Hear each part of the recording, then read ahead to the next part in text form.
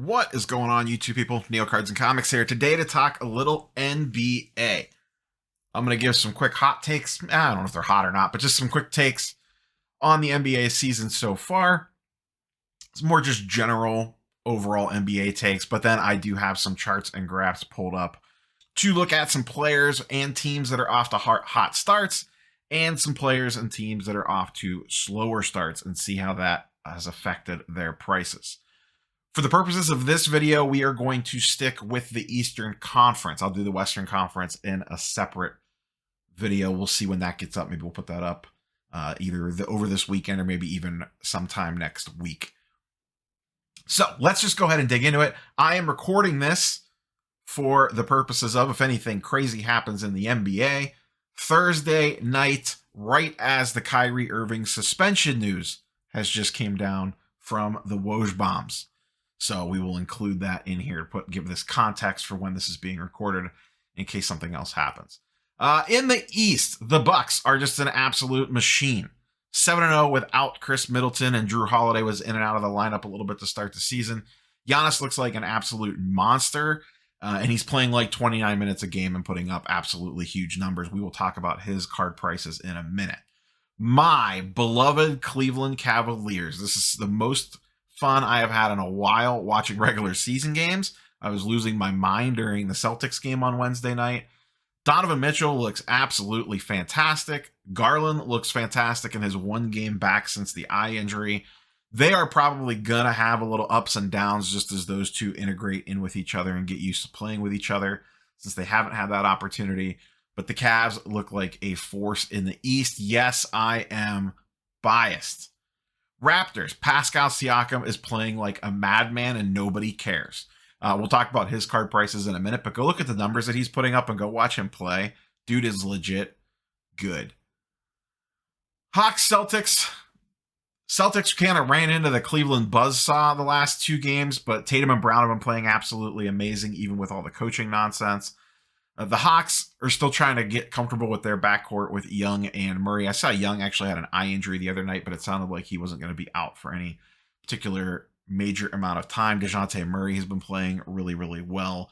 It still feels like they have a couple too many players on that team, and they could use like a consolidation trade at some point in time.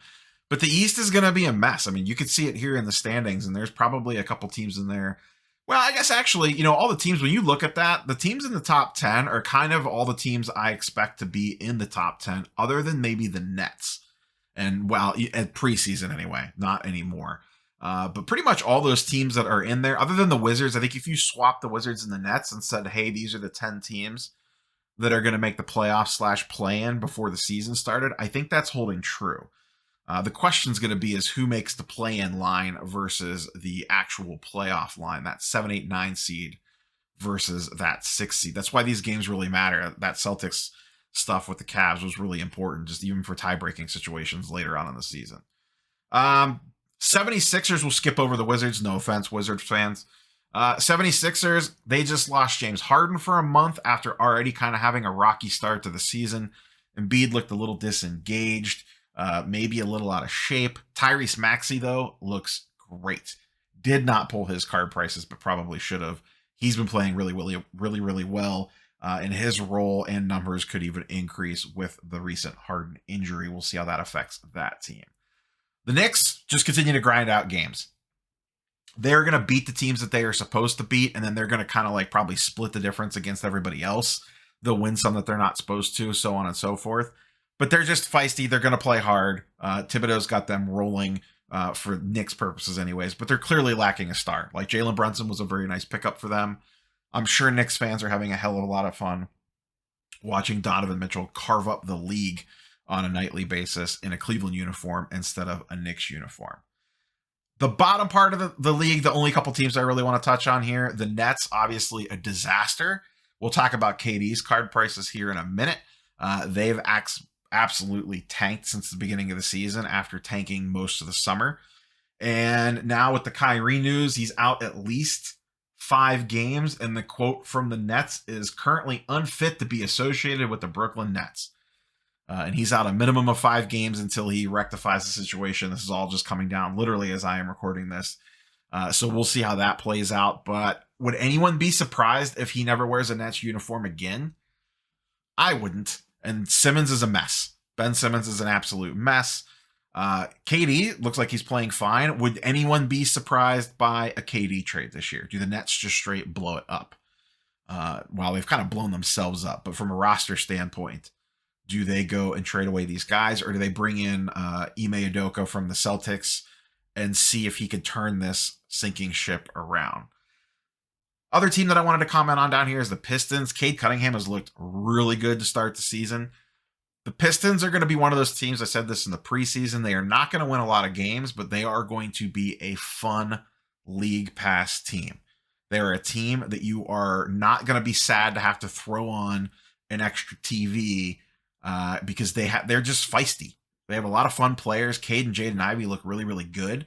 And I think they could potentially be a play-in level team as soon as next year. And I wouldn't be surprised if they get a little feisty later in the season when they get a little more comfortable with each other. I'm very bullish on the Pistons for the long term. I really like what they did this offseason, and I really like the Cade Cunningham pick in last year's draft. Obviously, I love Evan Mobley, but Cade and even Scotty Barnes were both excellent picks. I've talked about that draft class ad nauseum. And I actually continue to buy. I haven't done a video on it yet. I mean, I've mentioned it that I bought some Prism 2021 wax, but I have doubled and tripled down and bought even more. So full disclosure, I have a few boxes of Prism retail from 2021 Prism because I am bullish on that class. We'll see what happens there. Hornets, still no sign of LaMelo Ball. Still one of the players that I just think is totally overrated from a card perspective. I think he's a fine NBA player, but he is probably a B, a Robin. I think I said a Nightwing in one of the earlier videos this season. I don't think he is ever going to lead a team. He's not going to be the Batman on an NBA playoff team, in my opinion. Let's pop over and take a look at some charts and graphs for these guys. Giannis. His stuff has basically stayed flat. I'm going back for the most part, with the exception of, I think, one player. We're going back 30 days in Market Movers, link in the description down below if you want to check it out. That gives us a little runway before the season started and then how the season has actually performed so far. Giannis, I pulled up his 3 primary base cards. His silvers get ridiculously expensive, and not many people are, that's just not a card a lot of people are chasing. The pop counts are extremely low. We have his PSA 10 base Prism, PSA 10 select base, and his NBA hoops. I've talked about it for years. I've always been a sucker for the image on the PSA or on the NBA hoops. I just think it's a really nice image on that card. I've always liked the design of that card specifically. Let's run down these since the season, well, a little bit before the season started, over the last 30 days. His base Prism is down 10%. His base select is actually up 20%. And his NBA hoops is basically flat. And you can see the select actually ticked up on one sale over the last couple days where it lifted up. So was that a rogue outlier, or is that just based off the fact they're 7-0 and Giannis looks like he is going to absolutely dominate the NBA this year? He is probably the early season lock for MVP. Obviously, a lot can change, but he is just playing amazing on both ends of the floor. And like I said, they are doing this all without Chris Middleton. Next, the Cavs. Darius Garland and Donovan Mitchell. Full disclosure, I own a bunch of Garland stuff. I own one Mitchell card. I own neither of these 2 cards that we are talking about. But I do own quite a few Garland cards and one Mitchell. Once again, going back 30 days, the Garland PSA 10 silver is slightly down, about 7%. But do remember, he basically got hurt game 1 and came back this week with a really nice performance. You can actually see his stuff bumped slightly just off that game. And he looked, for coming off, being off almost 2 weeks, looked good. They're going to have they got a little too my turn, your attorney in that game, Mitchell and Garland, but I think they'll figure that stuff out as they play more and more together. Donovan Mitchell, his silver PSA 10 Prism is up 13% over the last 30 days, only $450. Pop 575 on this. Keep in mind, 2017 stuff, the population counts are drastically lower on for those guys. That includes Tatum as well.